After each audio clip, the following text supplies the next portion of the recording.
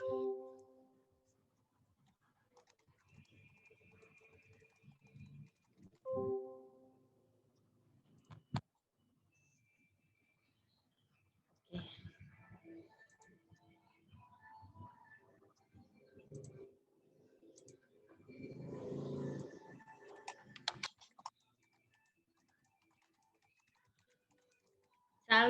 selamat malam untuk Bapak Ibu sekalian dan juga untuk kita semua yang sudah hadir pada malam hari ini.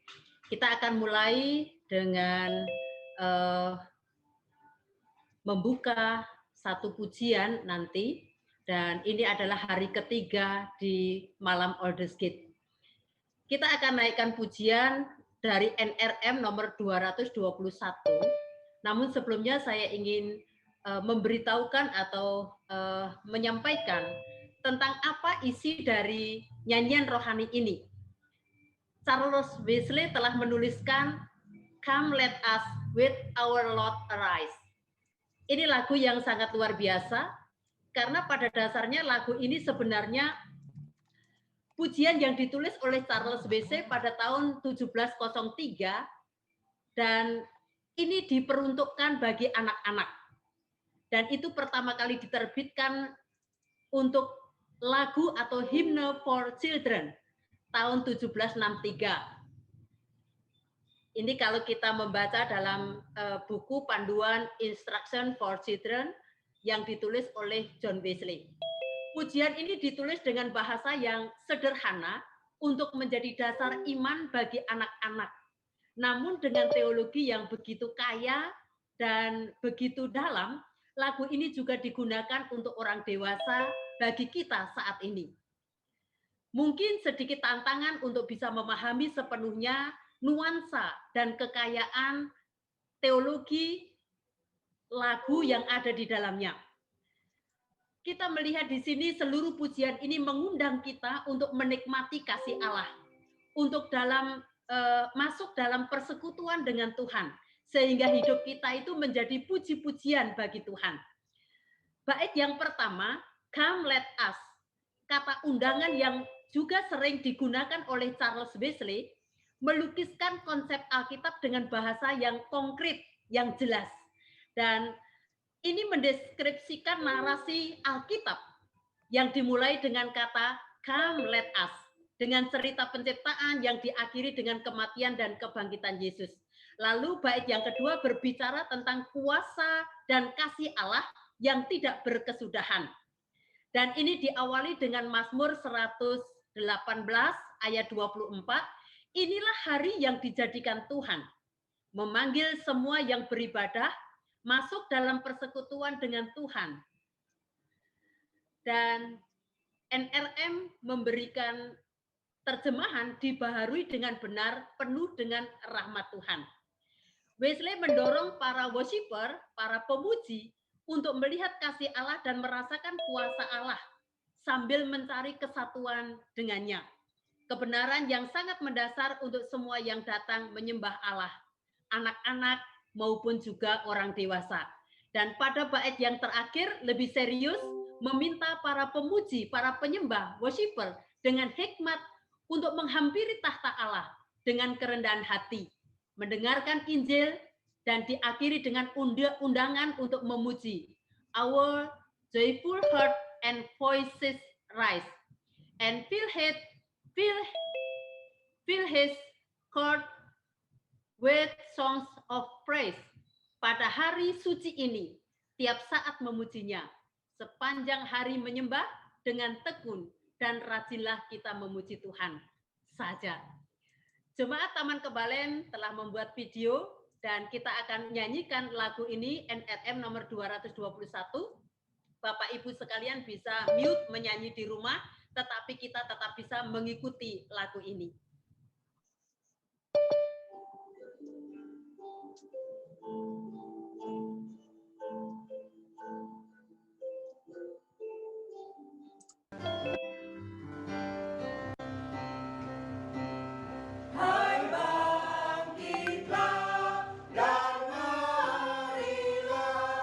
Pujilah Tuhan Allah.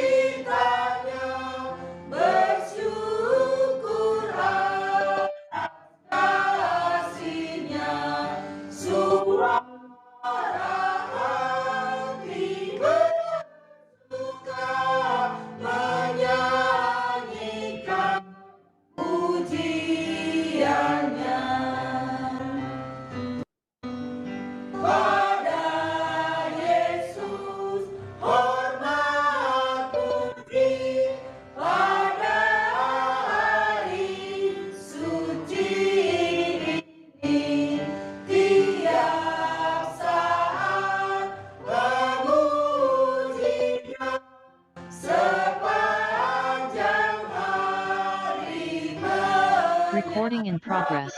Dengan teguh dan bangkitlah kita muji Tuhan saja.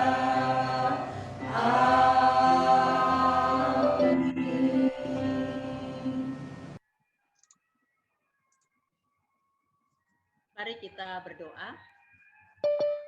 Bapa yang baik, kami bersyukur kami memasuki malam Alders Gate yang ketiga. Kami mau belajar tentang kekudusan sosial. Kiranya Tuhan menolong dan memberkati pembicara yang akan menyampaikan saat ini. Kami semua juga diberikan semangat dan Tuhan memberkati juga supaya jaringan juga boleh lancar. Terima kasih Bapa, di dalam nama Tuhan Yesus kami berdoa. Amin. Hari ini bersama dengan Reverend Nicholas Tan dan saya akan serahkan kepada moderator Pendeta Maria Palembang untuk selanjutnya. Terima kasih. Terima kasih untuk Pendeta Sutarti. Selamat malam teman-teman, rekan-rekan sekalian. Malam hari ini kita akan mengikuti pemaparan yang akan disampaikan oleh Reverend Nicholas Tan dan beliau memiliki latar belakang Bachelor of Social Science di University of Science Malaysia dan Bachelor of Theology di Cebu. Dan saat ini beliau adalah pengurus Lembaga Pelayanan Bahasa Malaysia, Persidangan Tahunan Cina Sarawak, dan saat ini beliau juga adalah Gembala Sidang Gereja Berbahasa Malaysia di Miri. Dan pada malam hari ini pemaparan akan disampaikan selama 50 menit dan kemudian jika ada pertanyaan dari rekan-rekan sekalian, rekan-rekan dapat menuliskannya di room chat atau pada saat sesi terakhirnya nanti bisa bertanya jawab langsung kepada narasumber yang bersangkutan. Begitu tata tertibnya rekan-rekan sekalian. Selanjutnya saya akan serahkan waktunya kepada Reverend Nicholas Tan. Saya persilahkan, Reverend. Ya, terima kasih. Shalom. Selamat malam Shalom. diucapkan. Ya, shalom. Saya sangat bersyukur ya kerana ada peluang untuk melayani di antara saudara-saudari seiman ya di negara yang berbeza tetapi kita percaya kepada Tuhan yang sama. Amin. Ya, jadi malam ini tema yang diberikan kepada saya adalah social holiness ya ataupun ditranslasi diterjemahkan ini kesalehan sosial ya.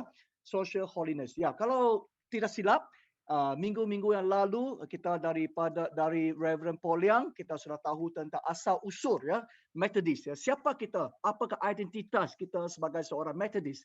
Dan minggu lalu daripada Pendeta Thomas Lau kita sebut tentang perubahan hidup ya ataupun justifikasi yang sepatutnya berhasil di dalam hidup kita sebagai seorang Methodist ya. Dan hari ini kita akan fokus kepada kesalehan sosial ya ataupun social holiness. Ya, kalau kita sebut tentang social holiness, memang gereja Methodist dari mula sampai ke sekarang memang merupakan sebuah gereja yang mendatangkan impak yang besar kepada seluruh masyarakat bahkan seluruh negara ya. Kalau kita lihat daripada salah seorang sejarawan Perancis, Elie Halevy yang bagaimana dia menggambarkan revolusi industri yang berlaku di England ya. Dia cuba tanya, kenapa England ataupun Inggris begitu berjaya dalam hal revolusi industri sampai hari ini. Dan dia telah pun mengungkapkan jawapan sedemikian. Dia kata, jawapannya bukan di dalam sistem politik ataupun ekonomi di Inggris, tetapi di dalam agamanya. Terutamanya gerakan kebangunan evangelikal yang dipimpin oleh John Wesley telah pun mendatangkan impak yang besar terhadap pemimpin-pemimpin potensial dalam revolusi yang kemudian ya. Bermaksud oleh kerana gerakan pembaharuan ataupun kebangunan yang dipimpin oleh John Wesley berjaya mengubah hidup rakyat-rakyat di England sehinggalah hidup mereka berubah, sikap mentaliti berubah dan akhirnya menghasilkan mencetuskan revolusi industri yang begitu berjaya di England ya. Dan salah seorang bekas wakil ketua partai buruh Inggeris, iaitu Deputy Chairman of the Labour Party of England, Roy Hattersley berkata, dia tulis buku pada 2004, dia berpendapat bahawa John Wesley adalah satu great architect ataupun arsitek besar bagi Inggeris moden. Kenapa? Kerana Methodism mendorong pekerja miskin untuk menjadi ambisius, menjadi berwawasan tinggi, rajin dan terhormat. Kualitas yang membuat mereka menjadi tulang punggung bagi industri dan imperial Inggeris itu sangat diperlukan. Kalau bukan kualitas itu, kalau bukan hidup yang diubahkan itu, hari ini England tidak mungkin mencapai kejayaan yang sedemikian. Ya, ini adalah ulasan-ulasan hari ini tentang gerakan yang dipimpin oleh John Wesley. Ya, jadi saudara dan saudari, apa itu Methodist? Ya, apa tujuan pembentukan Methodist? Walaupun pada mulanya John Wesley memang tidak berniat untuk membentuk sebuah gereja yang baru, ya, tetapi gerakan yang dipimpin olehnya telah pun membawa semakin ramai orang yang percaya kepada Tuhan melalui gerakan Methodism ini. Jadi pada satu kali dalam satu annual conference ataupun konferensi tahunan, ya, ada seorang pastor muda tanya kepada tanya kepada John Wesley, ya, kenapa kita ada di sini, ya? Kenapa kita dipanggil untuk menjadi Methodist? Apakah keunikan Methodist sebenarnya? Jadi John Wesley menjawab, jadi ini adalah satu ayat yang salah satu ayat yang terkenal bagi gerakan Methodism. Apa dia? Untuk mentransformasi ataupun mereformasi bangsa dan khususnya gereja untuk menyebarkan kekudusan Alkitab ke seluruh negeri, ya. To transform the nation, particularly from the church, and to spread the scripture holiness over all the land. Itu tujuan Methodist, ya. Jadi di sini kita lihat apa yang dikatakan oleh Reverend Paul yang hari itu, do no harm, ya, do no harm, do good, stay in love with God, ya. Ini melalui Methodist memang tujuan kita adalah menghasilkan hidup yang luar biasa yang dipenuhi dan diperintah oleh kasih sehinggalah mempengaruhi seluruh bangsa dan negara. Ini adalah tujuan dan peranan Methodist sebenarnya, ya. Jadi saudara dan saudari, 1746 Wesley melalui minta maaf, saya share sekali lagi. Okay. Wesley melalui prinsip khutbahnya, ya, tentang prinsip-prinsip seorang Methodist yang dijelaskan dengan lebih jauh. Apa dia kata di sini saudara dan saudari? Dia kata doktrin utama kami yang mencakup semua yang lain ada 3. Doktrin kita ada 3, iaitu pertobatan, iman dan kekudusan. Yang pertama kami tegaskan seolah-olah serambi agama. Yang berikutnya pintu, door. Yang ketiganya agama sendiri, religion itself. Ini bermaksud kalau kita mahu katakan rumah, kalau sesebuah rumah itu adalah agama, ya. Okay. Bila kita masuk ke serambi, cara masuk ke serambi adalah dengan bertaubat, ya, bertaubat. Dan lepas itu kita sampai ke pintu. Bagaimana kita masuk pintu? Pintu itu adalah iman, ya, dengan iman. Dan setelah kita ada iman, kita telah memasuki pintu itu dan ke dalam rumahnya, seluruh rumah itulah adalah agama, ya.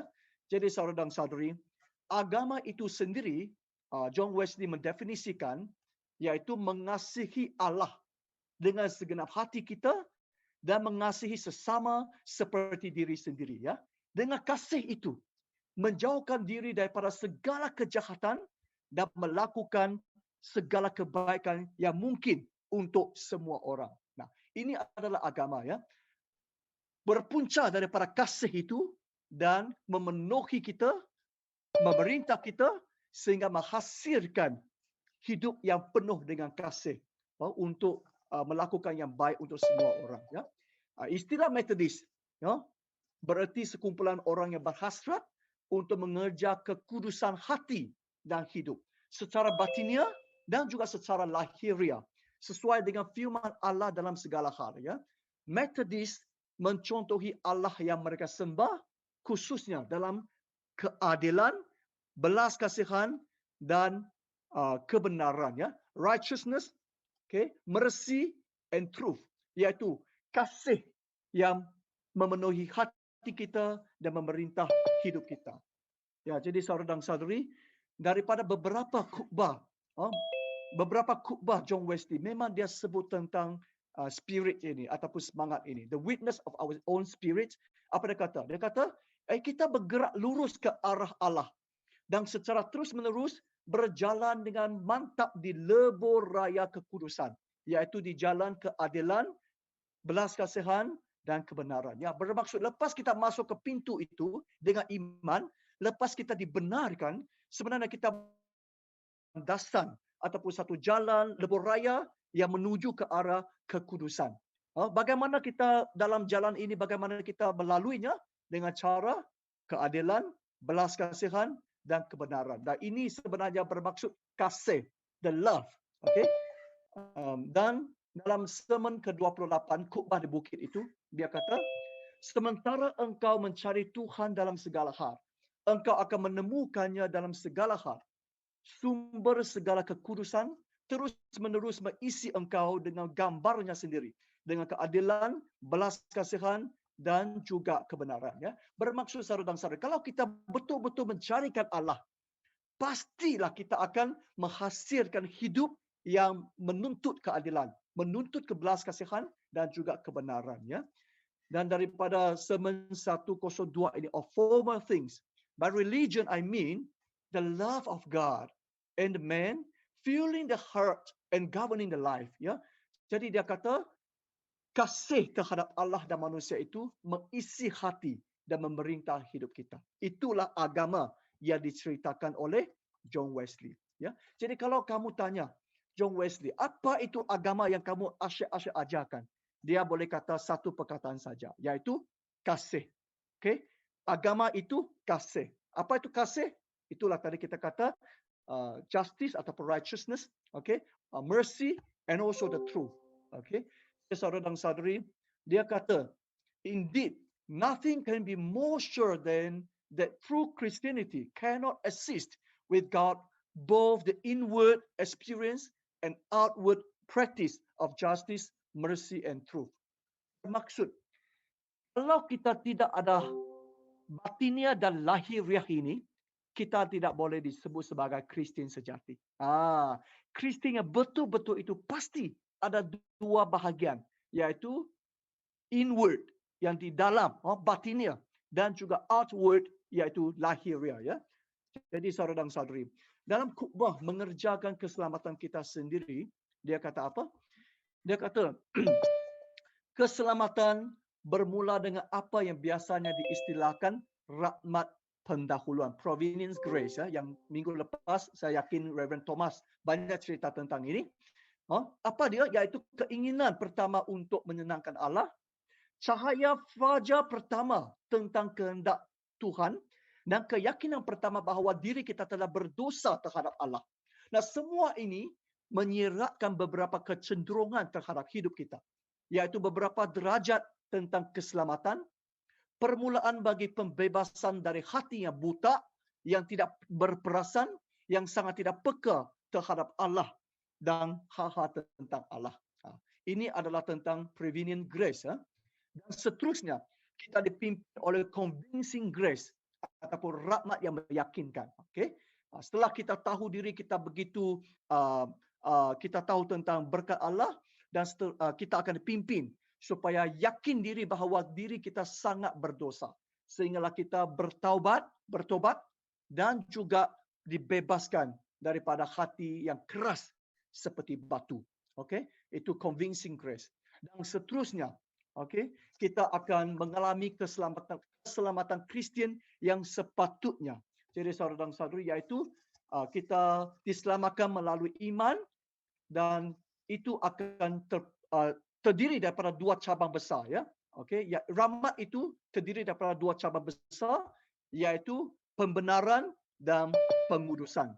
Justification and sanctification, ya. Dengan justification itu, ya, kita diselamatkan spontaneously, instantly, ya. Pada waktu itu kita diselamatkan. dari rasa bersalah kerana dosa. Dan juga kita dipulihkan untuk diperkenankan Allah dengan pengudusan. Kita diselamatkan daripada kuasa akal dosa. Dan juga kita dipulihkan menjadi gambar Allah.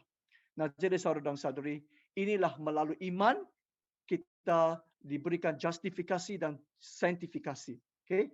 Jadi kita dipulihkan untuk menakluki dari segi pengudusan, kita menakluki kuasa dosa itu sehingga kita boleh terus menuju ke arah pengudusan. Ya. Di semua pengalaman, begitu juga yang diceritakan dalam Alkitab, menunjukkan bahawa keselamatan ini terjadi. Ini penting, terjadi secara instan dan bertahap. Ya, saudara dan saudari, secara instantaneous and also kita secara bertahapan, bertingkat-tingkat kita dipimpin ke arah keselamatan ini. Iaitu kita dimulakan dengan pembenaran, okay, dan juga meningkat secara bertahap sehinggalah kita boleh dipenuhi dengan kasih murni terhadap Allah dan manusia. Tetapi kasih itu mungkin akan semakin meningkat lagi sehingga kita mencapai orang kata entire sanctification ataupun Christian perfection, kesempurnaan dalam Kristus. Ya. Jadi saudara dan saudari, kita lihat di sini. Apa yang diceritakan oleh John Wesley ialah sebenarnya kepercayaan ataupun kekristenan ini bukan sesuatu yang tetap. Dia adalah sesuatu yang dinamik, ataupun terus-menerus bertumbuh sehinggalah pada suatu hari dia akan mencapai kesempurnaan. Okay? Dan dia tidak sama dengan Charles Wesley lah. Dia yakin bahawa di dalam hidup di bumi ini kemungkinan kita boleh mencapai kesempurnaan itu, okay? Ataupun Christian perfection itu. Tak perlu tunggu mati. Dia percaya waktu hidup di bumi ini kita mungkin boleh mencapai entire sanctification itu. Okay? Jadi saudara dan saudari, kita teruskan melihat apa itu entire sanctification, kepengudusan secara sempurna. Ya, dia kata ini sebenarnya kalau kita perhatikan hidup John Wesley, ya, pegangan dia pada zaman muda dan pada zaman tua itu ada sedikit beda. Beda kerana Wesley dalam proses pertumbuhan juga, ya, macam kita. Saya sekarang masih muda, ya. Tadi Reverend Paul yang kata saya sangat muda, ya, masih muda, ya, tetapi saya pun dalam proses pengudusan ini dan mungkin 30 tahun, 40 tahun yang akan datang, pemikiran saya akan semakin matang, kan, akan mencapai kematangan itu. Jadi John Wesley yang sudah mencapai tahap matang, dia ceritakan dengan jelaskan dengan lebih perinci lagi apa itu pengudusan kesempurnaan. Dia kata iman adalah the only condition, syarat yang satu-satunya untuk seseorang dibenarkan, ya, dan juga satu-satunya syarat secara langsung, the only condition which is immediately and proximately necessary. Satu-satunya syarat yang langsung untuk dibenarkan, iaitu iman, ya, iman, bukan melalui cara lain. Hanya iman yang boleh membenarkan kita. Okey? Syarat-syarat lain, tapi dia ada syarat-syarat lain. Tadi itu satu-satunya syarat yang langsung. Tetapi ada juga syarat yang tidak langsung. Ya, syarat-syarat lain adalah keperluan secara tidak langsung yang hanya apabila seseorang ini hidup di keadaan keperluan di bawah syarat-syarat yang tertentu. Apa maksud dia di sini? Maksudnya di sini, ya, kita memang sudah dibenarkan. Tetapi lepas dibenarkan, kamu bukan terus mati. Kamu bukan terus bye-bye. Kamu bukan terus balik ke syurga. Ya, kamu masih hidup di bumi ini. Dan bila kamu masih hidup di bumi ini, kamu ada tanggungjawab lain. Ya. Apa tanggungjawab lain? Apa itu necessary conditionally? Apakah syarat-syarat tertentu itu? Yaitu setelah seseorang itu dibenarkan oleh iman, orang itu akan diberikan masa dan peluang. Melainkan kita seperti penyamun di sebelah Tuhan Yesus itu. Lepas percaya Tuhan terus mati. Mungkin dia tidak ada responsibility ini. Dia tidak ada syarat ini. Ya. Tetapi bagi kita yang masih hidup di dunia ini selepas dibenarkan, kita perlu memenuhi syarat-syarat secara tidak langsung itu. Apakah syarat-syarat yang tidak langsung itu? Dua jenis good works. Dua jenis perbuatan baik, kerja baik. Iaitu work of piety, kerja saleh, dan work of mercy, kerja belas kasihan. Saya yakin ini sangat popular di antara gereja kita ya. Jadi inilah kita perlu mengambil masa dan peluang yang ada untuk melakukan dua perbuatan baik ini. Ya. Jadi saudara dan saudari, dalam kisah biasa, a plain account of the people called Methodist, okay, yang dituliskan sepucuk surat yang dituliskan oleh John Wesley, menjelaskan tentang peraturan-peraturan Union Society itu, Methodist itu pada waktu itu. Kerana waktu itu ada banyak orang tertanya-tanya, ya, apa itu Methodist sebenarnya? Apa yang mereka lakukan sebenarnya? Jadi dia tulis surat untuk meresponi soalan-soalan itu, dan apa yang hairannya, yang menakjubkan adalah dalam kisah yang ditulis dia itu dalam surat ada 15 perenggan, 15 perkara. Tetapi kita perhatikan, untuk perenggan pertama hingga perenggan 9, perkara pertama hingga perkara 9, dia jelaskan tentang proses kenapa dia menubuhkan Union Society. Bagaimana dia menggembalakan Union Society melalui United Society, class meeting, band, penitence, select society. Bagaimana dia uruskan semua pentadbiran ini dan juga penggembalaan ini. Itu adalah bahagian pertama. Tetapi at the same time, bahagian kedua, perenggan 10 sampai 15 itu, dia pula menjelaskan kerja-kerja sosial yang dilakukan oleh United Society pada waktu itu, iaitu digelar sebagai work of mercy. Jadi ini semua 15 perkara ini menjadi peraturan-peraturan ataupun boleh dikatakan perlembagaan United Society pada waktu itu. Jadi saudara dan saudari, work of piety, work of mercy, dua-dua ini memang sama-sama diutamakan dalam gerakan Methodism John Wesley. Okay? Dan kerja-kerja sosial ini sebenarnya bukan sesuatu yang baru ya. Ini ditulis 1749. Tetapi 20 tahun yang lalu ya, apabila John Wesley berada di Oxford University dalam kelab suci itu, Holy Club, dia sudah mulakan kerja-kerja itu sebenarnya ya. Dan kita boleh nampak pegangan John Wesley secara peribadi pada zaman universitinya berkembang akhirnya menjadi pegangan ataupun nilai asas bagi United Society itu, ya. Jadi daripada peribadi berkembang menjadi sesuatu institusi, sesuatu pertubuhan, ya. Dan kedua-dua kerja saleh, work of piety and work of mercy ini adalah dua-dua necessary, dua-dua diperlukan dan dua-dua sama penting untuk pengurusan kesempurnaan kita. Ya, bermaksud tidak boleh menitik berat mana-mana satu dan meringankan mana-mana satu. Dua-dua at the same time mestilah dipentingkan, diutamakan, ya. Dan sepanjang umur John Wesley kita nampak dia menegaskan kepentingan dua-dua perbuatan baik ini, good words ini, ya. Tetapi kita boleh perhatikan pada zaman uzurnya, pada penghujung pelayanannya, dia lebih ekstrim sikit lah. Ada ekstrim sikit. Kerana dia nampak keadaan-keadaan ahli jemaatnya di England. Macam ada apa yang kata mengecewakan hatinya.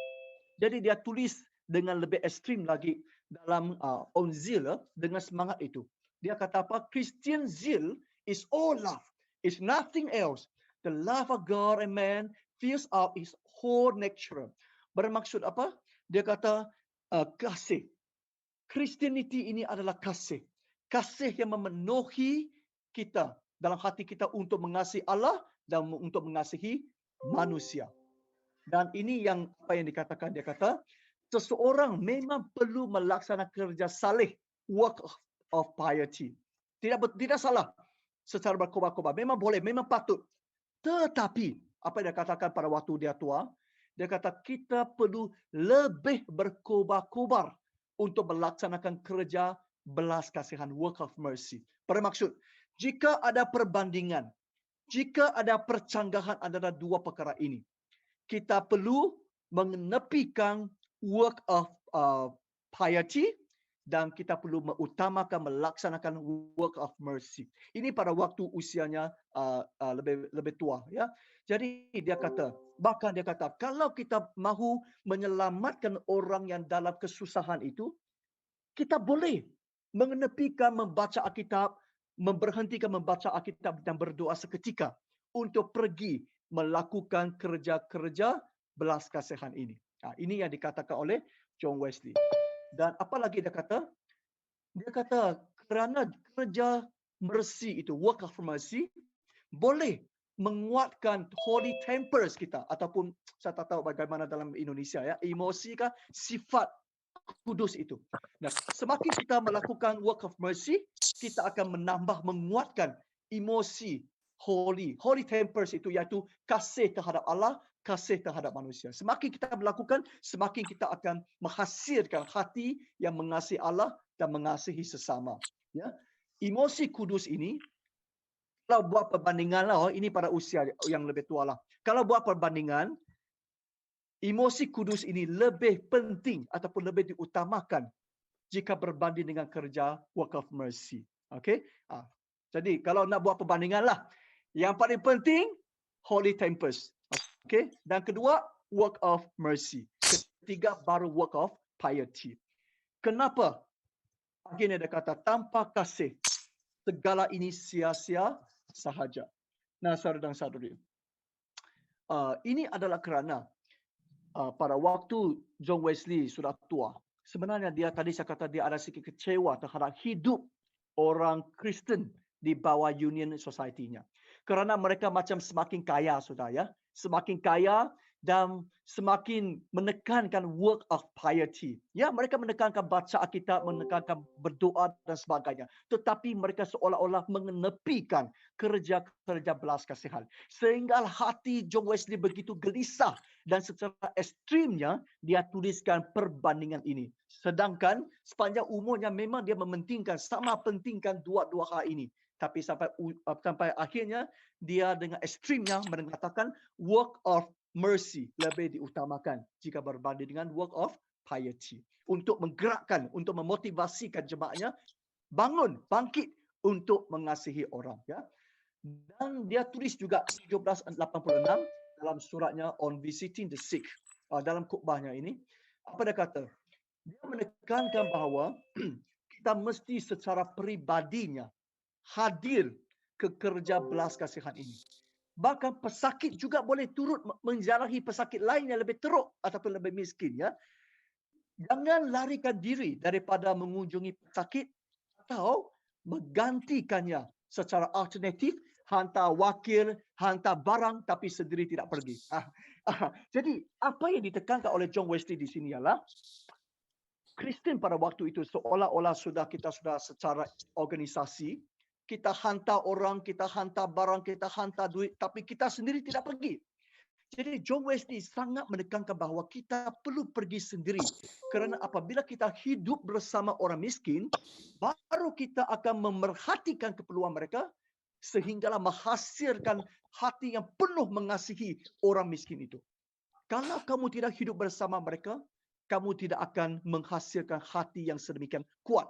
Jadi itulah dia menekankan perlu hadir sendiri ke dalam kerja belas kasihan ini. Okey. Dan khutbahnya ke-85 tentang mengerjakan keselamatan kita sendiri itu, dia kata, barang siapa yang mengabaikan ataupun mengenepikan kerja belas kasihan, bahkan untuk jangka masa yang panjang, keselamatan yang sempurna itu kemungkinan akan terancam. Itulah saya kata dia ekstrim sikit. Dia memang gelisah dan dia rasa kalau secara lama-kelamaan kalau kita terus menyumbatkan hati yang kasih itu, akhirnya kemungkinan kita akan kehilangan complete salvation itu. Itu yang dikhawatiri oleh John Wesley. Okay? Jadi saudara dan saudari, di kerja baik, two good words itu, work of piety, work of mercy, diutamakan dan dilaksanakan sepanjang hidup John Wesley. Ya. Dari muda sampai ke waktu dia tua, bahkan sebelum mati. Ya saudara dan saudari, dalam saya nak huraikan beberapa etika ataupun kerja-kerja belas kasihan yang dilakukan oleh John Wesley pada ketika itu. Dari segi ekonomi, ya, dia percaya bahawa segala sesuatu itu adalah milikkan Allah Pencipta. Kita ini sebagai pengurus sahaja, ya, steward. Oleh itu kita tidak ada hak untuk menentukan bagaimana menggunakan wang kita. Ya. Jadi uang yang diberikan itu, yang kita ada itu sebenarnya hanya boleh untuk memenuhi keperluan asas pribadi seperti pakaian, makanan, dan penginapan. Dan kalau kamu sudah memenuhi keperluan diri itu, masih ada baki, kamu sudah digelar sebagai orang kaya. Kamu sudah menjadi orang kaya. Yang balance itu, yang baki itu kamu patut diguna pakai untuk membantu orang yang memerlukan. Dia kata apabila orang lain masih dalam kekurangan, sedangkan kita masih memboros, sebenarnya kita sedang merompak daripada Allah. Ini yang dikatakan oleh John Wesley. Jadi John Wesley ada satu slogan, ini apa yang diperkenalkan kita, ya. Gain all you can, dapatkan semua yang bisa. Okay? Save all you can, hemat semua yang anda bisa. Dan give all you can, berikan semua yang anda bisa. Nah, saudara dan saudari, ini adalah yang pegangan John Wesley tentang duit. Kalau kita lihat hidup John Wesley, sepanjang hidupnya, setiap tahun, tak kira berapa gajinya, tak kira berapa keuntungan ataupun pendapatannya, dia hanya menggunakan 28 pound setiap tahun. Setiap tahun. Walaupun akhirnya dia sangat kaya sebenarnya kerana menerbit buku-buku dan ada hasil-hasil, tetapi semua uang lebihan itu dia berikan kepada orang lain. Dirinya hanya makan roti, minum air putih sahaja sebenarnya, saudara dan saudari. Dia hanya memakai 28 pound setiap tahun, ya. Dan saudara dan saudari, bila waktu tua, dia perhatikan jemaatnya sangat pandai ya. Mereka mengagungkan, melaksanakan ajaran John Wesley dengan baik. Mereka dengan segala sedaya upayanya mencari banyak rezeki dalam hidup, ya. Gain all they can. Dan mereka juga jimat, cermat dalam segala hal yang mereka pakai. Mereka simpan banyak duit. Banyak orang kaya dia rasa pada waktu itu. Tetapi mereka terlupa yang ketiga, give all you can. Jadi John Wesley kata, yang memberikan persepuluhan itu adalah kepercayaan orang Yahudi. Yang memberikan separuh itu adalah kepercayaan orang Farisi.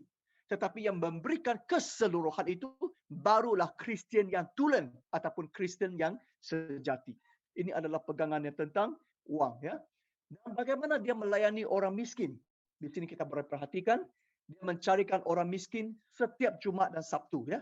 Ini mula dari Holy Club lagi. Setiap minggu 2 hari tetap dia mengunjungi orang-orang yang miskin. Dan menyediakan makanan, pakaian dan tempat tinggal untuk orang miskin.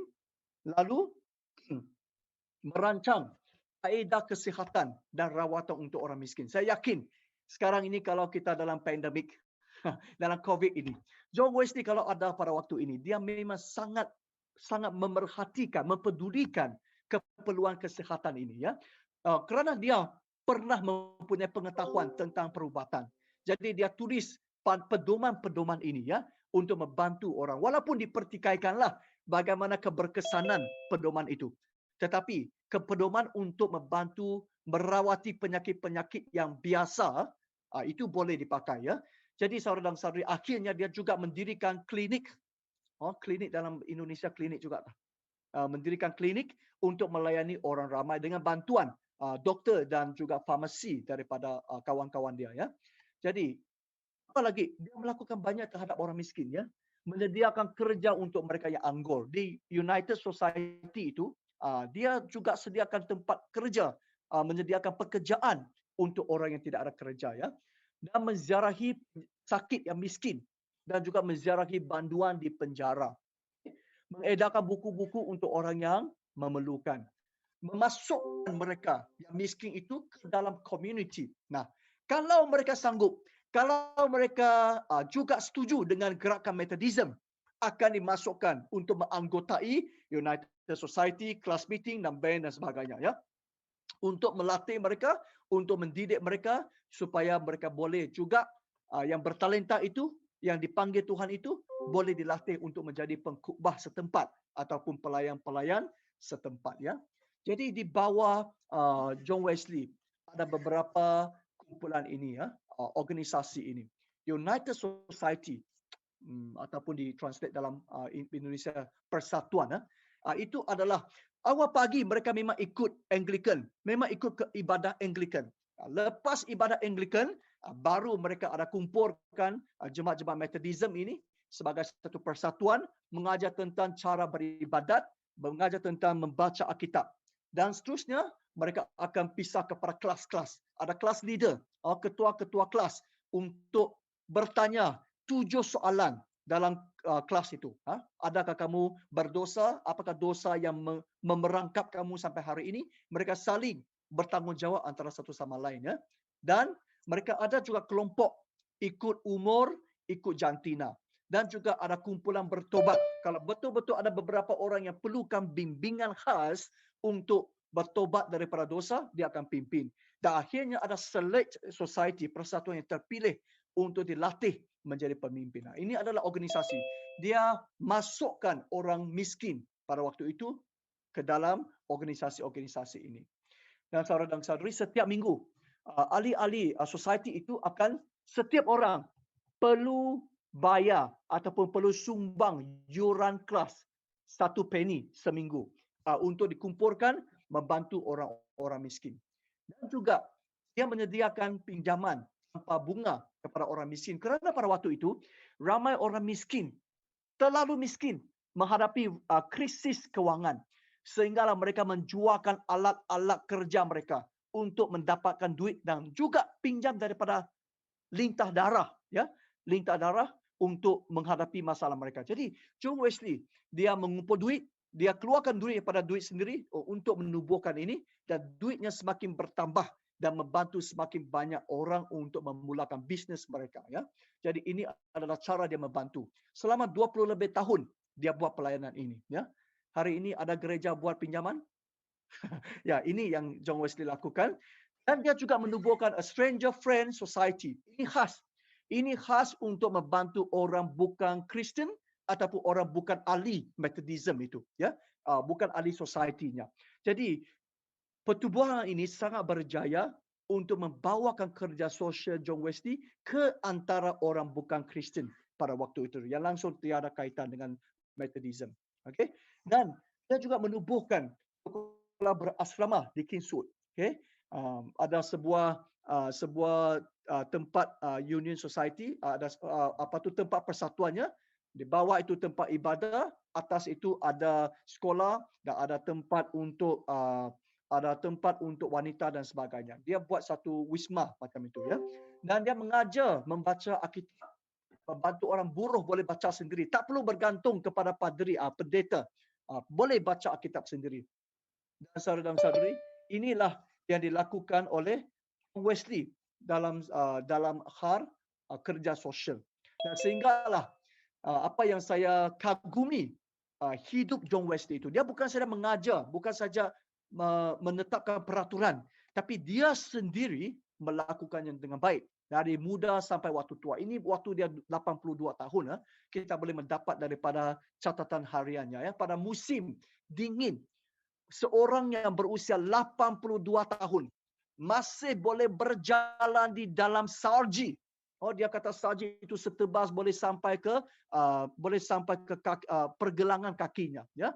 Dia berjalan 4 hari di kota itu untuk mengumpulkan dana untuk membeli baju musim sejuk, musim dingin untuk diberikan kepada orang-orang miskin.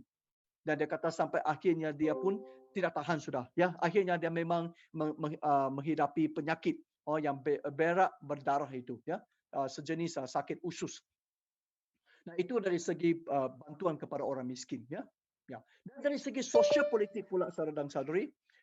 Dalam 2 surat yang dia tulis, Appeal to Man and of Reason and Religion itu, surat ini ingin meredakan penganiayaan terhadap ahli Methodist sebenarnya. Tetapi oleh kerana penganiayaan ini menyebabkan John Wesley lebih peka terhadap isu-isu hak asasi manusia, terutamanya kebebasan tentang berbicara, kebebasan berhimpun dan kebebasan menerbit, mencetak dan menerbit. Jadi dia selalu dengan ucapannya, dengan khutbahnya, ataupun selalu menulis buku, menulis artikel, menulis surat untuk membidas, untuk mempertikaikan hal-hal yang tidak sejahtera, hal-hal yang tidak righteousness, yang tidak adil, yang tidak saksama di dalam masyarakat, ya. Jadi beberapa yang dia tulis di sini. 1773, pemikiran tentang kelangkaan ketentuan saat ini. Dia kata keyakinan akan keberdosaan universal dan cara-cara halus yang akan menyebabkan aspirasi manusia yang baik itu dipelintir menjadi hasil yang jahat. Dia takut. Jadi dia menolak agenda demokratis penjajah Amerika. Dia takut semangat itu akan menghasilkan kesan-kesan efek yang negatif, ya. Jadi dia akan mendatangkan kezaliman. Itu yang dia khawatirlah. Dan dia memang menyokong kepada raja ataupun monarki, tetapi dengan syarat. Dia mendukung pemerintah England dengan syarat pemerintah perlu memberikan perlindungan hak asasi manusia. Jadi dia selalu mengkritik kerajaan, mengkritik pemerintah pada waktu itu, ya. Jadi dia juga tulis Thoughts upon Slavery, pemikiran tentang perbudakan ataupun pengabdian. Dia menentang berbagai justifikasi kemanusiaan dan ekonomi yang berasaskan perbudakan itu. Kerana pada waktu itu ramai cara-cara bisnes, cara-cara kapitalis, mereka mendapatkan uang, mendapatkan keuntungan dengan cara membuli, boleh katakan membuli orang miskin, dan merampas daripada orang miskin. Dan saudara-saudari, sebenarnya John Wesley pada usia tuanya juga menulis surat kepada William Wilberforce, seorang ahli parlimen pada waktu itu yang memperjuangkan pembubaran, pemansuhan akta perbudakan di seluruh England itu. Ya, dia sokong kepada William Wilberforce itu, ya. Nah, ini adalah etika sosial politik. Bagaimana pula dengan dari segi hak wanita? Nah, saya ingin terangkan sepanjang gerakan Methodist, peranan wanita memang sangat diutamakan, memainkan peranan yang penting, ya. Dia melantik wanita sebagai pemimpin society dan menjalankan tugas-tugas harian. Mereka menjadi ketua kelas dan ketua kelompok. Mereka diberi mandat untuk berkhutbah. Mungkin hari ini masih ada gereja yang tidak mahu menabis pendeta wanita, ya. Tetapi pada waktu permulaan Methodist sudah John Wesley melantik wanita dalam pelayanannya. Sebenarnya kalau kita perhatikan hidupnya, ya, John Wesley selalu dia pergi ke banyak tempat untuk berkhutbah. Sesiapa yang melayaninya sebenarnya banyak janda wanita yang melayaninya, yang menyambutnya tinggal di rumah mereka. Jadi John Wesley sebenarnya secara peribadi mempunyai hubungan yang rapat dengan ramai janda, sehinggalah juga mencetuskan Kristus dalam perkahwinannya. Kerana dia tulis surat untuk mendorong janda-janda itu, dan surat itu disimpan oleh lelaki dan isterinya ternampak surat itu, sehinggalah cemburu dan mencetuskan Kristus, dan sehinggalah isterinya lari diri daripada rumah, ya. Tetapi apa yang saya nak katakan di sini, ya, memang John Wesley bukan seorang yang sempurna walaupun dia mengerjakan kesempurnaan itu, ya. Tetapi saudara-saudari, peranan wanita memang sangat penting dari awal penubuhan gereja Methodist, ya. Okey. Dari segi ekologis pula, ya, dia ada khutbah tentang persekitaran ekologis, ya. Dia kata, jadi manusia itu adalah wakil Allah di bumi, pemerintah bagi dunia yang lebih rendah ini. Dan semua berkat Allah mengalir melalui manusia ke makhluk yang lebih rendah.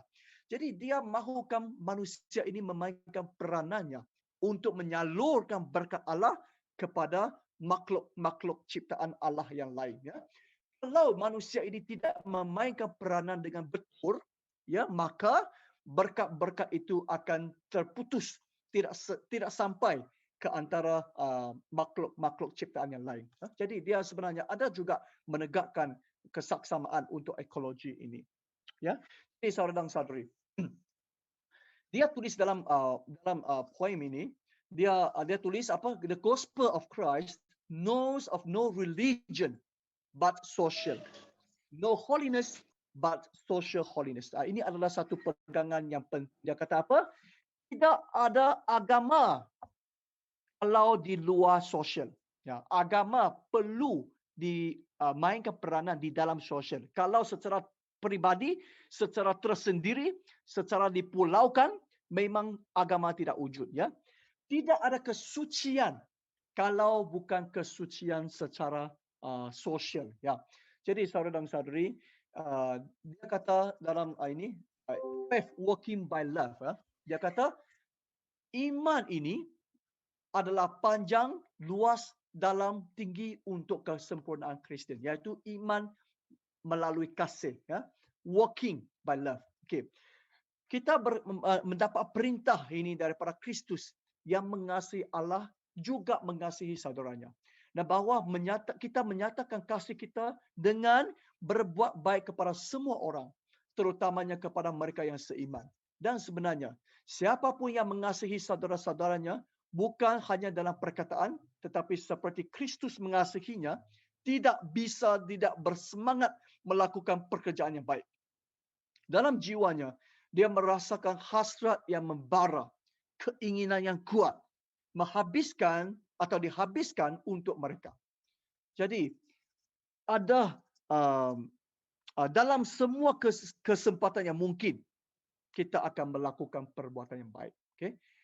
Jadi, John Wesley, dia tidak seperti, dia bukan mahu memulaukan Kristian. Dia mahu Kristian hidup di dunia ini dan bersama dengan kelompok, bersama dengan sosial, dan baru di situ kita boleh mencapai kesempurnaan, ya, mencapai entire sanctification itu. Jadi jelas bahawa kesalehan sosial yang ditekankan John Wesley bermaksud kita harus berkoneksi dan berhubungan dengan orang Kristian yang lain untuk menjadi suci. Adalah satu pertubuhan, satu society. Ya. Anda tidak bisa duduk dalam lemari dan menjadi suci sebegitu. Tidak mungkin. Ya. Anda harus bersama-sama orang lain untuk mengasihi mereka. Jadi dalam konteks hari inilah, kalau kita dikuarantinkan di rumah dalam COVID-19 ini, susah kita mahu mempunyai social holidays ini. Melainkan kita perlu mencari peluang, mencari pelbagai saluran yang mungkin untuk berkoneksi dengan orang lain, dan dengan itu baru kita boleh mencapai kesalehan sosial. Ya, okay. Ini adalah khutbah John Wesley. Dia kata Christianity is essentially a social religion. Kristian memang adalah secara sosial. Ya, dia tidak mungkin terpisah daripada sosial. Okay? Kalau ada sesiapa mahu memisahkan Christianity dengan sosial, itu sebenarnya sedang menghancurkan Christianity. Ya, jadi Kristian yang saya maksudkan adalah kaedah menyembah Allah yang di sini diungkapkan kepada manusia oleh Yesus Kristus. Ketika saya katakan ini pada dasarnya adalah agama sosial, sebenarnya maksud saya bukan bahawa agama tidak dapat wujud dengan baik. Tetapi maksud saya adalah agama tidak mungkin wujud kalau tidak ada masyarakat. Tanpa hidup dan berbicara dengan orang lain, tidak mungkin wujudnya agama ini. Ya. Jadi ini menunjukkan bahawa John Wesley begitu menekankan Kristian perlu hidup bersama dengan orang, ya, sesama, dan baru dapat menghasilkan satu perubahan, menghasilkan satu holiness di sosial kita. Ya. Jadi bukan berarti kita bisa mengutuk kesendirian yang bercampur, atau mundur daripada masyarakat. Kesendirian bukan hanya diizinkan, tetapi memang patut. Dia boleh, dia perlu. Di dalam kehidupan harian kita perlu ada saat untuk bersendiri. Tetapi kesendirian itu tidak boleh menghabiskan seluruh waktu kita. Nah, tidak boleh memakai seluruh waktu kita untuk dipulaukan, untuk self quarantine di rumah. Ya, kita perlu ada masa untuk bersama-sama dengan orang lain. Ya, kalau tidak kita sedang menghancurkan agama ini. Ya, jadi khutbah tentang Tuhan kita di buku itu. Dia kata, kamu adalah garam untuk dunia. Itu adalah sifat anda untuk membubui apapun yang ada di sekitar anda. Okay? Ini adalah sifat ilahi penyelamat yang ada di dalam diri anda untuk menyebar ke apapun yang anda sentuh. Ya, di setiap sisi, setiap orang di sekitar anda. Ya, jadi saudara dan saudari, memang kita sebagai Kristian perlu mendatangkan impak kepada orang di sekitar kita. Ya, ini adalah sebab yang sangat baik mengapa pemeliharaan Allah begitu menyatukan anda dengan orang lain sehingga segala rahmat yang anda terima daripada Allah dapat disampaikan melalui anda kepada orang lain. Okay? Dengan cara ini, pemeriksaan akan dalam beberapa ukuran diberikan kepada rasuah yang ada di dunia dan sebahagian kecil sekurang-kurangnya diselamatkan dari jangkitan umum lalu menjadi suci dan kudus di hadapan Allah.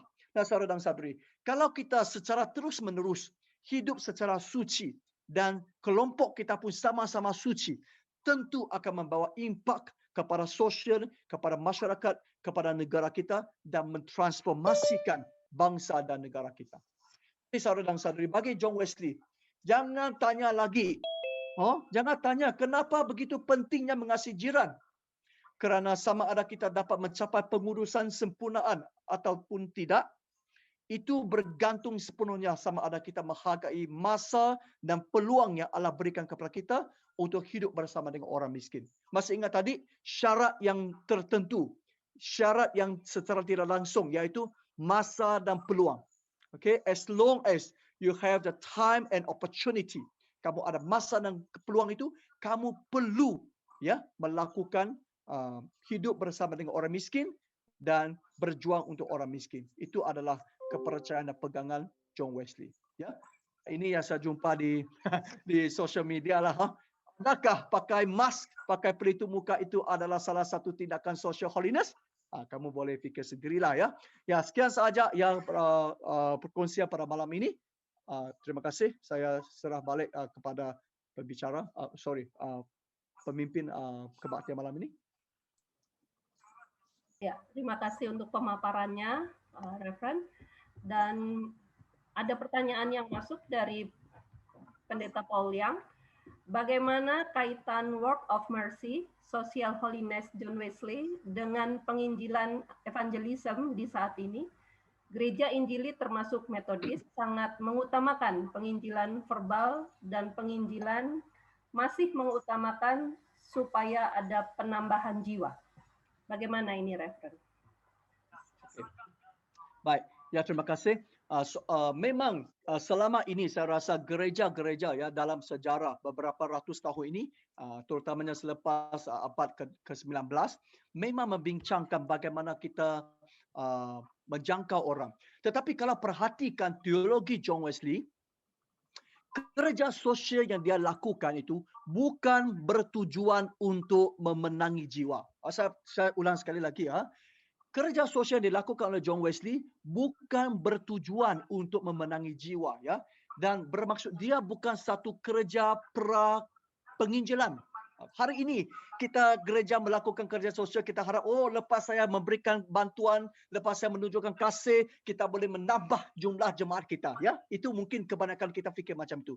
Tapi John Wesley bukan. Dia kata kerja social holiness adalah sesuatu tindakan di mana inward itu kita dipenuhi dan dikuasai oleh kasih sehinggalah kita mencurahkan kuasa itu kepada orang lain.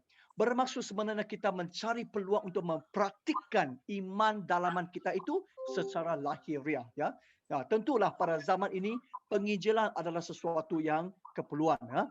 Tetapi kalau penginjilan yang kita nak lakukan melalui kerja sosial selalunya adalah secara institusi.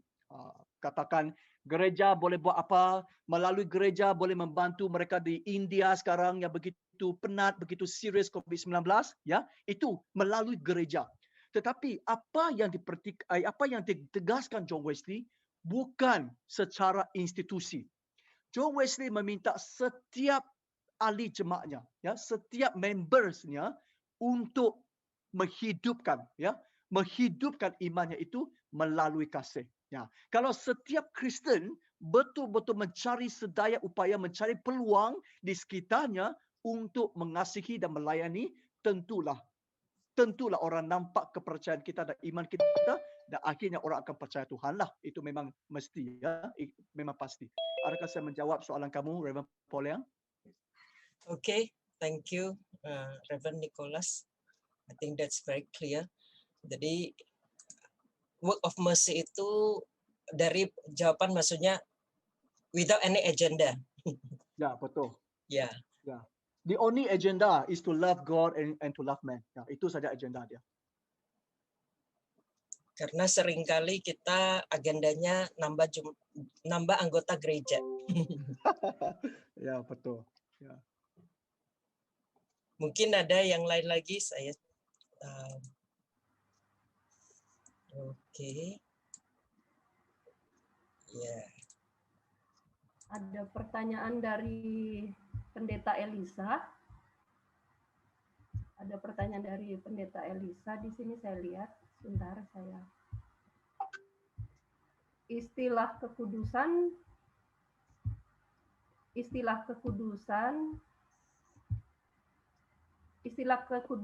sosial sering digunakan bersamaan atau bergantian dengan kesalehan sosial. Bagaimanakah menjelaskan hal ini? Dalam hal apa kekudusan disamakan dengan kesalehan, dan dalam hal apa perbedaannya? Apa yang mendasari penggunaannya bergantian? Itu pertanyaan dari Pendeta Elisa.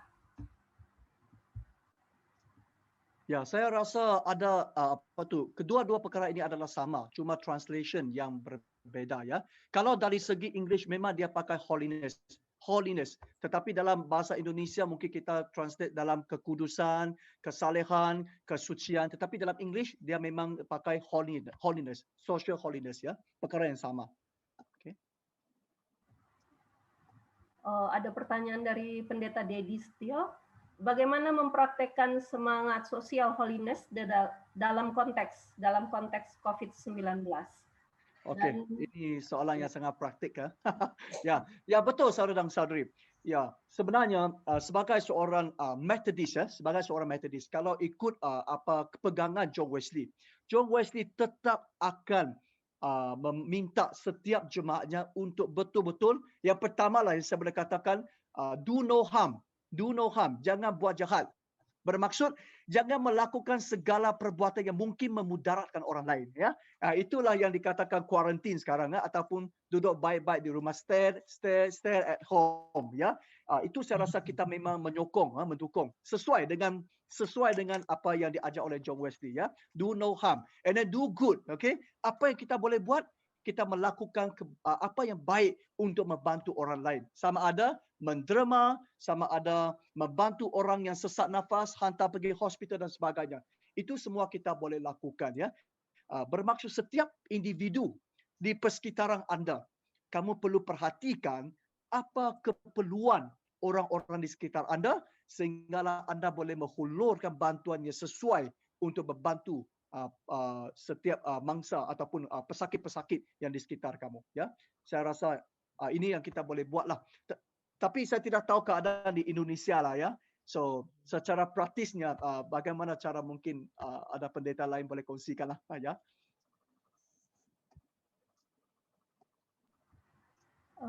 Pertanyaan yang berikutnya dari Pendeta Hadi. Mengapa social holiness di Metodis saat ini sudah bergeser dan bagaimana mengembalikannya? Okey.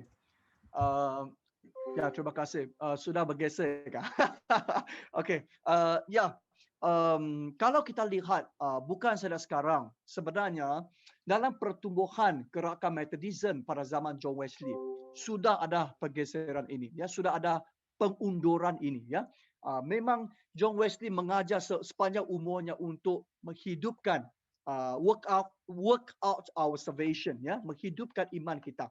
Tetapi pada peringkat akhirnya kita nampak memang gerakan Methodism di England ada merosot dari segi social holiness sehinggalah dia sangat gelisah dan dia menekankan lagi secara ekstrim untuk membantu jemaat mereka ya. Saya rasa oleh kerana bagi diri saya lah sebagai seorang Kristen, kita memang selalu berada di bawah godaan dan cubaan ya. Godaan dan cubaan untuk menambah kekayaan diri ya, sehinggalah kita memang meluangkan lebih banyak masa, tenaga dan fokus dalam hal pribadi dalam kehidupan duniawi. Dan mungkin kalau kita nampak institusi-institusi, kita lebih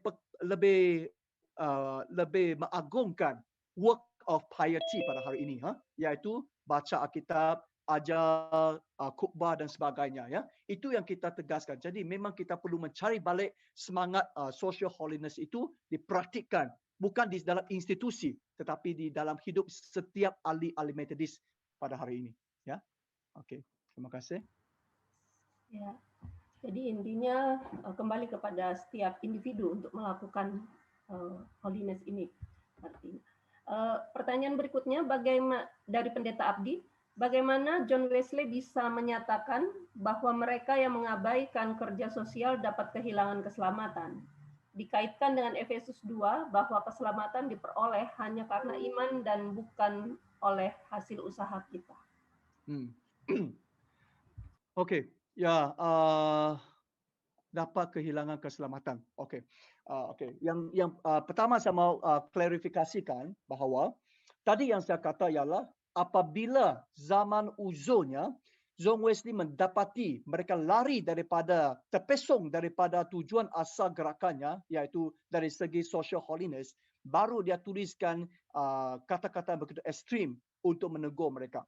Tetapi kalau kita lihat pada zaman muda John Wesley memang dia rasa dia menempatkan sanctifikasi sebelum justifikasi. Ada unsur-unsur sedemikian. Dia rasa diri kita perlu berbuat baik, baru kita boleh mendapat iman itu. Itu pada tahap awalnya, ya. Tetapi pada zaman akhirnya dia katakan perlu ada iman. Iman adalah satu-satunya syarat.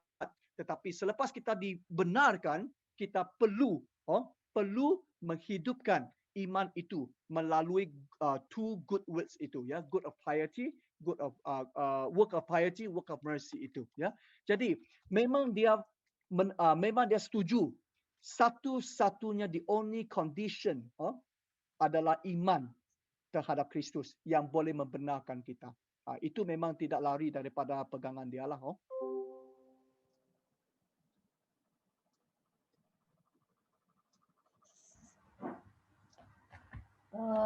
Saya ingin bertanya juga, Reverend.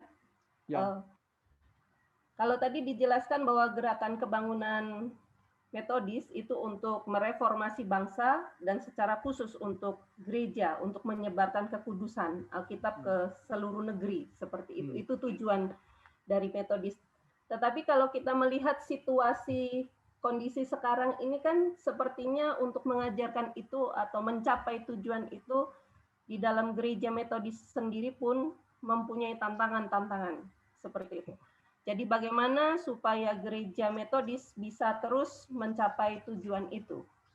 Terima kasih Pendeta Maria. Apa maksud tantangan kamu? Tantangan terhadap kerja-kerja sosial yang dilakukan kah? Ya. Apakah faktor tantangan itu? Terkadang kan ada pemikiran bahwa ketika kita melakukan kerja sosial, kemudian orang mencurigai sebagai kristenisasi atau memberitakan Injil dengan cara-cara itu. Gitu. Okey. Baik.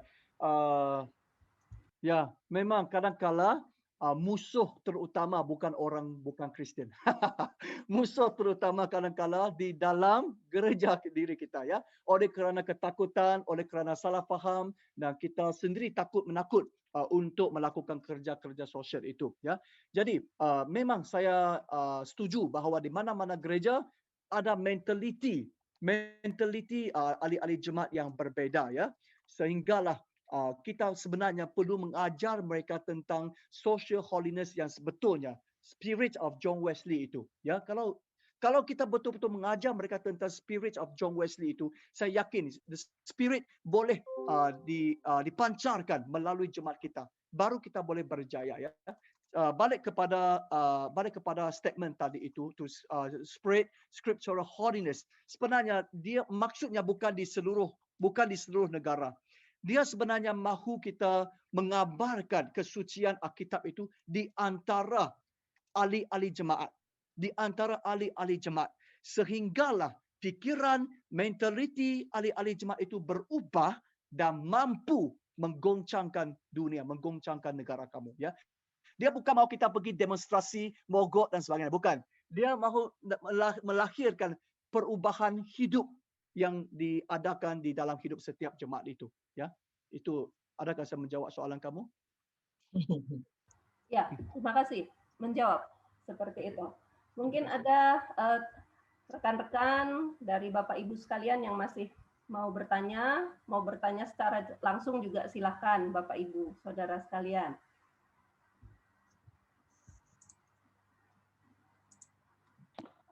Bu Pendeta, saya mau tanya.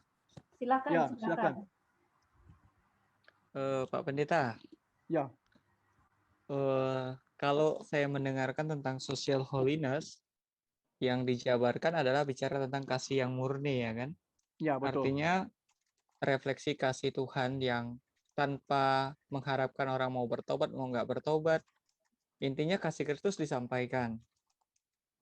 Tapi pada faktanya, kenapa muncul istilah kristenisasi itu memang ada latar belakang yang dimana ada target-target tertentu seperti itu. Sedangkan untuk gereja sendiri menganggap bahwa gereja yang bertumbuh itu ada penambahan jiwa yang dalam artian melalui sosial kegiatan itu ada pertambahan jiwa. Bukan dalam artian ketika kasih Kristus itu disampaikan. Lantas bagaimana untuk menerapkan social holiness itu dalam gereja sehingga boleh mengerti bahwa ketika kasih disampaikan itu tanpa ada tuntutan apapun, karena pertobatan itu adalah pimpinan Roh Kudus itu sendiri. Terima kasih, Pak Pendeta. Oke. Terima kasih. Ya, saya rasa ramai di antara kita tanya soalan yang sama lah. Mengapa gereja hari ini macam ada sedikit berbeza daripada ajaran John Wesley tentang social holiness ini? Ya, ini mungkin disebabkan dalam proses beberapa 200-300 tahun ini, terutamanya dari segi social gospel movement yang dilakukan itu. Dan sehinggalah kita menjadikan tujuan social holiness itu untuk menambahkan jiwa. Adakah itu maksud kamu? Soalan kamu tadi? Betulkah pemahaman saya? Betul. Okey, ya. Jadi betul. Ya, jadi oleh kerana saya rasa kita hidup di dunia ini selalunya kita memang ada dipengaruhi ataupun di bawah impak dengan perkara-perkara di duniawi ini. Dan kalau kita lihat memang cara-cara agama-agama lain melakukan kerja-kerja dan jumlah mereka akan bertambah. Ya, ini memang biasa berlaku di mana-mana di Malaysia pun banyak ya. Ya, tetapi daripada mencari kesilapan, saya rasa lebih baik kita mencari balik semangat Methodism itu yang sepatutnya. Ya, kalau malam ini itulah saya rasa tujuan kamu orang menganjurkan konferensi Wesleyan ini kan, ciri-ciri Wesleyan. Kerana ciri ini mungkin sudah hilang dan kita cari balik, kita ajarkan anak-anak kita ataupun jemaat kita dengan baik sehinggalah kita boleh memulihkan peranan yang sepatutnya ada pada gerakan Methodism ini. Okey? Ya. Terima kasih. Ya, terima kasih. Rev, ini ada pertanyaan lagi masih dari Pendeta Elisa. Bagi saya cukup ironi dalam konteks Inggris Barat yang terkesan sangat individualistis, namun gerakan kekudusan sosial berhasil. Namun dalam konteks Asia yang sangat kuat dengan ikatan sosial, mengapa gerakan social holiness itu sepertinya sulit dijalankan? Dan yang kedua, apakah untuk konteks Asia tidak lebih relevan menekankan individual holiness? Bagaimana pandangan referen? Okey. Soalan pertama tadi. Okey, samalah. Okey. Kalau saya adalah kalau nak jawab dari segi antropologi dan sosiologi lah. Ya. Agama itu sendiri sebenarnya kalau menurut antropologi agama sebenarnya dibentuk oleh pemikiran kita yang kita menerapkan pemikiran kita ke dalam masyarakat itu, dan daripada masyarakat itu pantul balik kepada kita sendiri sehinggalah berbentuk kita adalah boleh katakan masyarakat adalah hasil kita hasil pembentukan kita, dan kita juga merupakan hasil pembentukan masyarakatnya. Jadi dalam proses transmission itu, dalam proses itu memang pemikiran dari zaman ke zaman memang berubah-ubah, ya, memang berbeza, ya, dan tak kira apa-apa jua agama sama, ya. Kamu nampak dalam satu agama ada orang buat sedemikian, ada orang yang melakukan jihad, ada orang yang secara harmoni. Dalam satu agama yang sama, ya. Jadi tidak heran dalam di bawah gereja Methodist ada yang pemikiran yang berlainan, ya. Even George Whitefield dengan itu John Wesley pun saling bertengkar, ya, pada akhirnya, walaupun sama-sama movement tapi akhirnya juga bertengkar dari segi teologi mereka, ya. Jadi ini tidak heran. Tetapi apa yang penting saya nak kata ialah kita cari balik apa yang baik, tradisi yang baik, semangat yang baik, kita perkembangkan dia, ya. Okey. Pertanyaan berikutnya dari Pendeta Rossi. Jika works of mercy tanpa maksud untuk membuat orang jadi percaya Yesus, jadi bagaimana strategi penginjilan yang dilakukan oleh John Wesley pada masa itu? Okey. Ya, ini soalan yang baik, ya. Okey, terima kasih. Apa yang saya katakan tadi adalah motif ataupun niat kamu melakukan kesucian sosial itu. Niatnya adalah mempraktikkan, menghasilkan iman yang kita percaya itu. Iman yang menghasilkan kasih. Jadi saudara dan saudari, John Wesley kalau kita lihat melalui kerja sosial juga telah pun mendatangkan ramai jemaat baru, ya. Ada ramai yang percaya Tuhan melalui work of mercy itu. Tapi itu adalah hasil, bukan niat. Boleh faham? Okey. Niat niatnya adalah untuk to love God and to love man, okey. Tetapi Allah boleh bekerja melalui work of mercy yang kita lakukan itu dengan niat yang tulen itu. Ada yang juga boleh terpengaruh dan terpimpin untuk nampak rahmat providence grace itu, ya. Cara-cara kita hidupkan kasih sayang itu boleh membantu orang lain nampak providence grace itu sehingga nampak convincing grace, ya. Jadi melalui cara ini. Tetapi itu adalah hasil, okey, adalah hasil kerja Roh Kudus, ya. Dan kita hanya melakukan kerja kita sebagai seorang Kristian, anak Allah, yang sepatutnya kita menghidupkan kasih yang telah pun dicurahkan, memenuhi kita dan memerintah kita. Ya, itu adalah tujuan. So, tujuan, niat dan hasil adalah berlainan. Dua. Okey.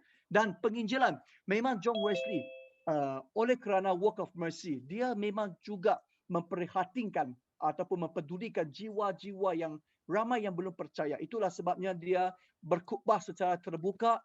The war is my parish. Dia mahu memenangi jiwa dengan setiap orang. Jadi tujuannya memenangi jiwa itu. Tujuannya memenangi jiwa adalah memasukkan mereka ke dalam United Society itu dan melatih mereka untuk membantu mereka sama-sama melakukan social holiness. Jadi penginjilan sepatutnya, kalau dalam konteks John Wesley, penginjilan adalah pendahuluan daripada social holiness. Okey. Jadi social holiness adalah outcome adalah hasil daripada penginjilan. Okey? Ya, boleh faham? Pendeta. Ya, ini ada ini saya kira pertanyaan terakhir kali ya, karena waktu kita tinggal 6 menit. Dari pendeta Sebar Purba, bagaimana spirit kesalehan sosial itu di gereja Bapak? Apa yang dilakukan untuk membangkitkan gerakan kesalehan sosial itu? Ya, Okey. terima kasih. Baik. Terima kasih kerana soalan ini ditujukan kepada saya. Okey, baik. Seperti mana saya katakan, saya ingin kongsikan bahawa oleh kerana semangat John Wesley ini, saya secara peribadi memang sangat mendukung, okey, social holiness ini.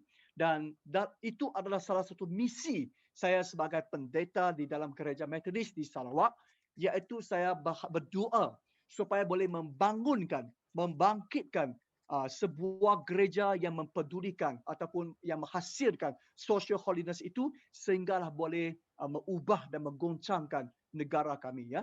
Memang Malaysia memang tak perlu cakap Malaysia, di Sarawak kami ada 42.6% Kristen di Sarawak ya.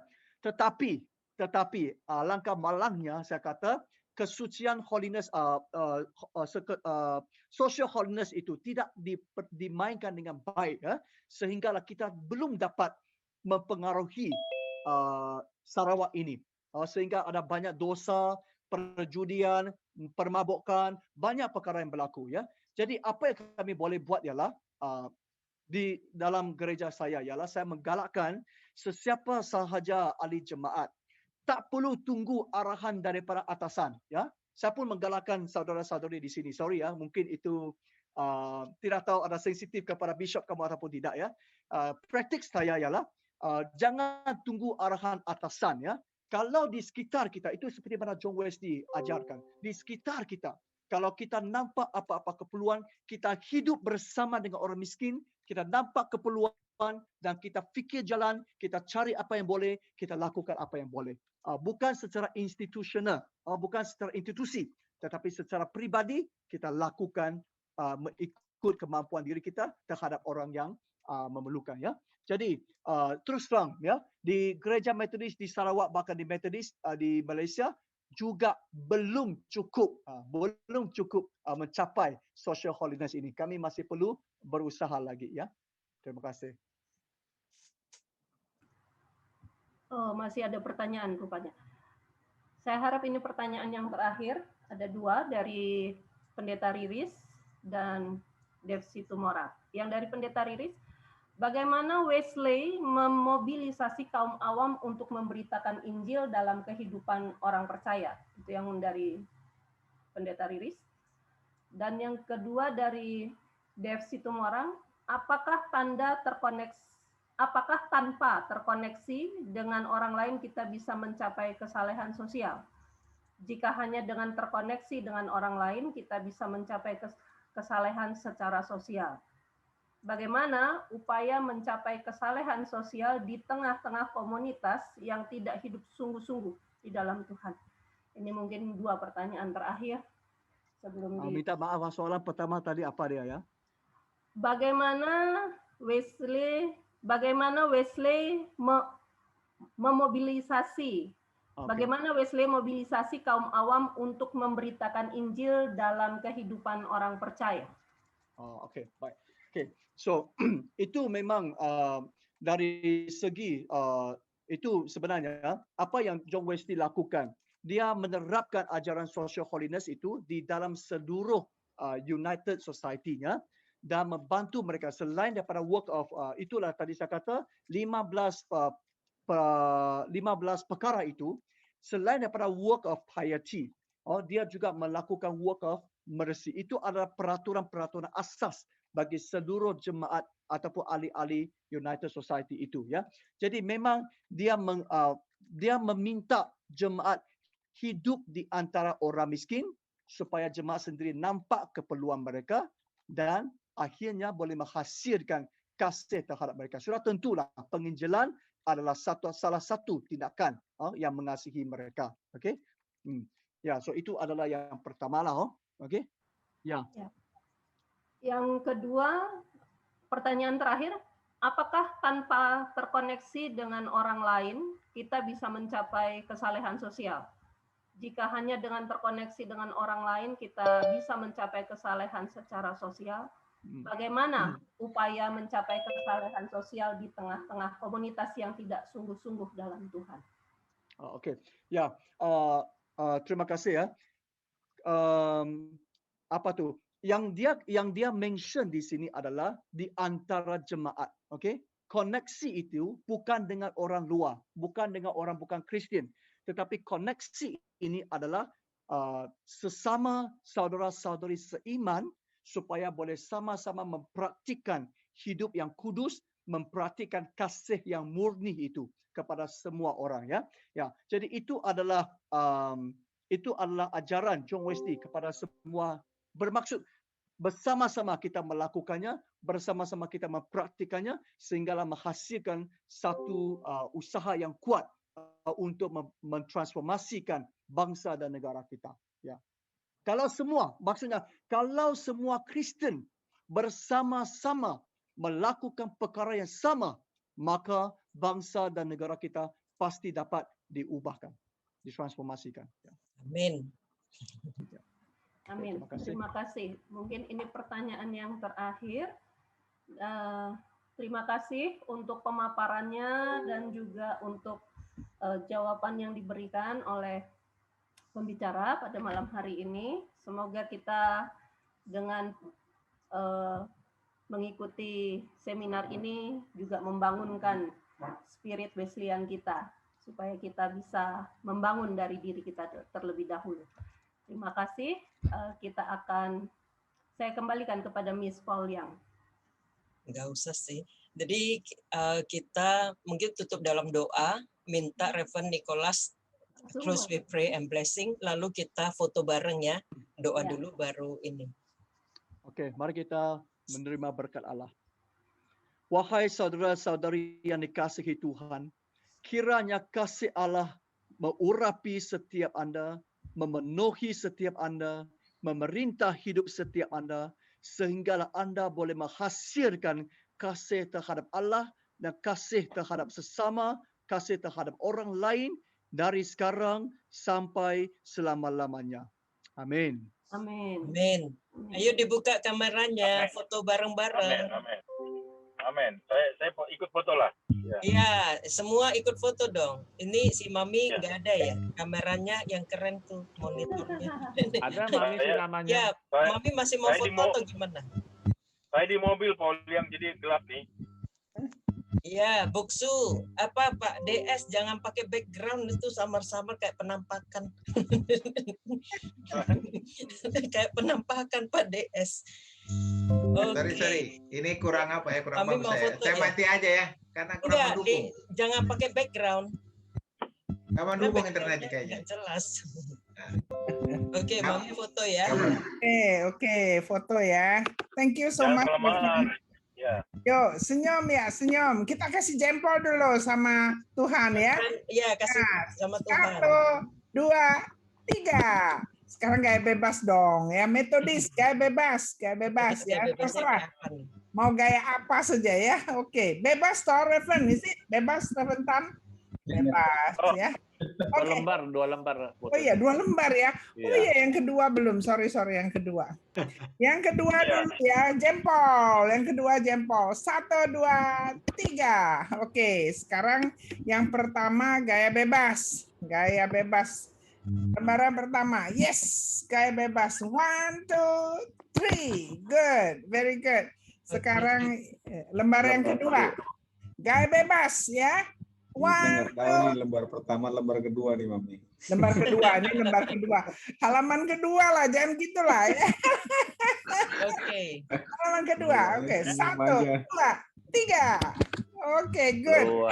Thank you, Reverend Nicholas. Nanti kami boleh lagi kalau. Thank you, Reverend Nicholas. Nah, ini memang sudah lewat waktunya. YouTube boleh di cut off. Yang mau live boleh, yang mau kongko sebentar silakan. If you have time, they want to mau ngobrol.